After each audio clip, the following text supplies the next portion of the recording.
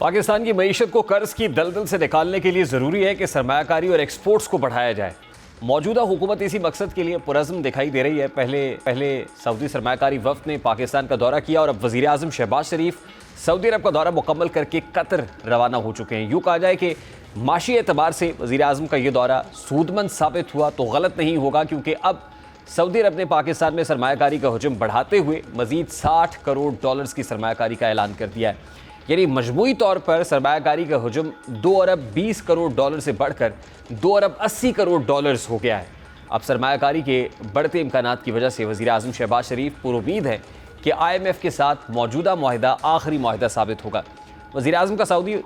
वज़ीर सरमायाकारी इंजीनियर खालिद बिन अब्दुल अजीज़ के साथ प्रेस कॉन्फ्रेंस करते हुए कहना था कि आज पाकिस्तान और सऊदी अरब के अवाम के लिए अच्छी खबर है। सऊदी अरब के साथ हम तरक्की की जानिब बढ़ रहे हैं। सऊदी अरब मोहम्मद बिन सलमान के विजन 2030 के ऊपर बड़ी तेज़ी से गामज़न है और इस विजन 2030 के मुताबिक सऊदी अरब के अंदर ख़ास तौर पे जो नॉर्म सिटी बनने जा रहा है, उस नॉर्म सिटी के अंदर जो है वो लगता ही है कि सऊदी अरब मिडल ईस्ट के अंदर एक बहुत बड़ा, ना सिर्फ मिडल ईस्ट के अंदर बल्कि दुनिया के अंदर एक बड़ा इकोनॉमिक हब जिसके ऊपर दुनिया डिपेंड करे वो बनने जा रहा है। यानी ये वक्त बड़ा अहम है जिस वक्त वज़ीर आज़म सऊदी अरब में मौजूद है और सऊदी वज़ीर सरमायाकारी के साथ ये गुफ्तगू हो रही है। इससे पहले जो सऊदी सरमायाकारी वफ़द है वो भी पाकिस्तान का दौरा कर चुका और बहुत सारे MOUs मफामती याददाश्तों के ऊपर दस्तखत हो चुके। अब भी बहुत सारे सेक्टर्स में, बहुत सारी डोमेन्स में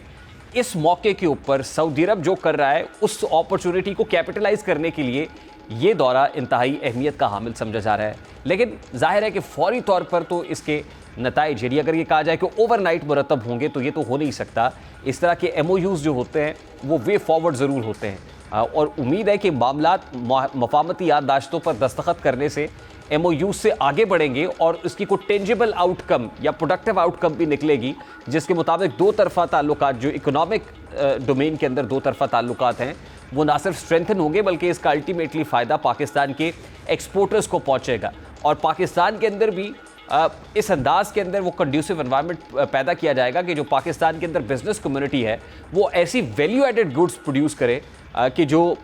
वहाँ पर एक्सपोर्ट्स की जा सके और पाकिस्तान ज़र मुबादला कमा सके और अल्टीमेटली पाकिस्तान की का जो करंट अकाउंट डेफिसिट है और ट्रेड डेफिसिट है वो भी स्क्वीज़ हो सके। आई होप कि ये वज़ीर आज़म का ये दौर इस एतबार से खासा प्रोडक्टिव, खासा सूदमंद साबित होगा। मौजूदा हुकूमत इसी मकसद के लिए पुरज़्म दिखाई दे रही है। पहले सऊदी सरमायाकारी वफ़द ने पाकिस्तान का दौरा किया और अब वज़ीर आज़म शहबाज शरीफ सऊदी अरब का दौरा मुकम्मल करके कतर रवाना हो चुके हैं। यूँ कहा जाए कि माशी एतबार से वज़ीर आज़म का ये दौरा सूदमंद साबित हुआ तो गलत नहीं होगा, क्योंकि अब सऊदी अरब ने पाकिस्तान में सरमायाकारी का हुजूम बढ़ाते हुए मज़ीद $60 करोड़ की सरमायाकारी का ऐलान कर दिया है। यानी मजमूई तौर पर सरमायाकारी का हुजूम $2 अरब 20 करोड़ से बढ़कर $2 अरब 80 करोड़ हो गया है। अब सरमायाकारी के बढ़ते इम्कानात की वजह से वज़ीर आज़म शहबाज शरीफ पुरुमीद है कि IMF के साथ मौजूदा मुआहदा आखिरी मुआहदा साबित होगा।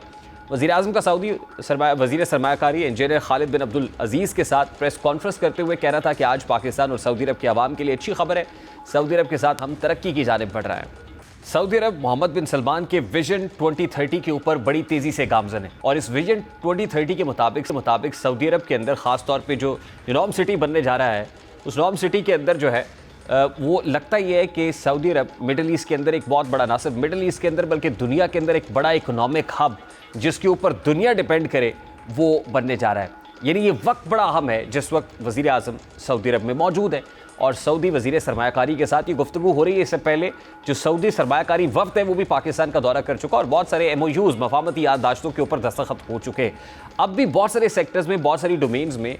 इस मौके के ऊपर सऊदी अरब जो कर रहा है उस अपॉर्चुनिटी को कैपिटलाइज करने के लिए ये दौरा इंतहाई अहमियत का हामिल समझा जा रहा है। लेकिन जाहिर है कि फौरी तौर पर तो इसके नताइज, यदि अगर ये कहा जाए कि ओवरनाइट मुरतब होंगे तो ये तो हो नहीं सकता। इस तरह के MOUs जो होते हैं वो वे फॉरवर्ड ज़रूर होते हैं और उम्मीद है कि मामलात मफामती याददाश्तों पर दस्तखत करने से MOUs से आगे बढ़ेंगे और इसकी कोई टेंजिबल आउटकम या प्रोडक्टिव आउटकम भी निकलेगी, जिसके मुताबिक दो तरफ़ा ताल्लुकात जो इकोनॉमिक